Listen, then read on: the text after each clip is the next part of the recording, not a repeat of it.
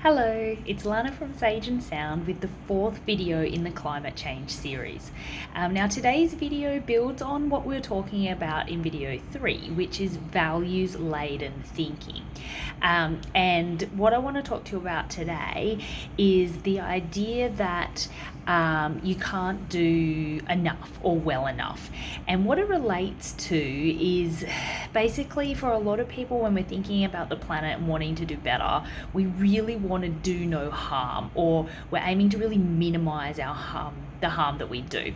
And it becomes a bit of a trap if we expect that we can actually be perfect, or we set ourselves up to have really, really high standards for ourselves.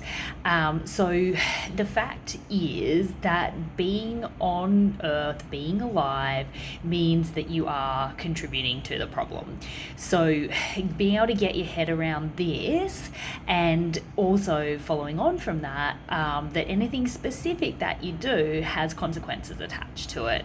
This happened to me recently, where I was looking at going to bulk food stores so that I didn't have to use plastic so much. So buying things like sultanas and nuts from there and avoiding the packaging. So I thought, well, this is a great idea, but there's no bulk food stores that close to my house. So that means that I have to get in my car. They're not particularly accessible by public transport either. And drive in order to avoid plastic. So I'm going to pollute the planet in order to avoid the plastic. Which one is better? And why isn't there a way around it? So I got quite caught up in that, thinking that it just wasn't possible to do no harm. So what should I do? And I found myself getting quite stuck until I had this realization that, you know what, we are on Earth.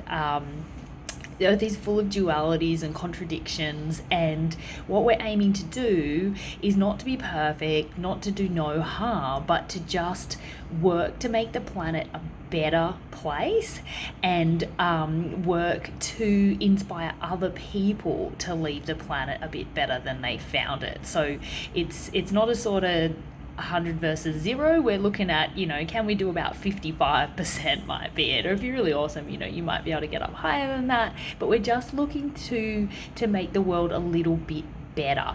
And for actions where there's consequences either way, it's about thinking, well, what's for the greatest good? I chose to go to the bulk food stores because it was putting more money into them. They were more likely to survive, and then that's something that I can talk to other people about that I'm doing, and then that helps them think about changing their behavior as well. So if I didn't go, I got nothing to talk about, and I'm not giving any money to these companies. So I decided the greater good was to drive to the bulk food store. You might come to a different conclusion, and you'll have different challenges.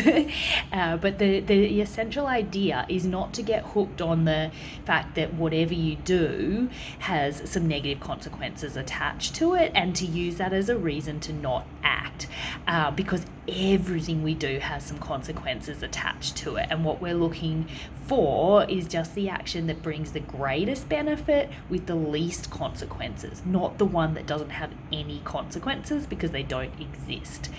So that's my day 4 tip in terms of managing your anxiety around climate change. It's just getting used to the idea that you're not perfect, you're human, but even though that's the case, you can still work to leave the planet a better place than you found it. All right, talk to you next time. Bye.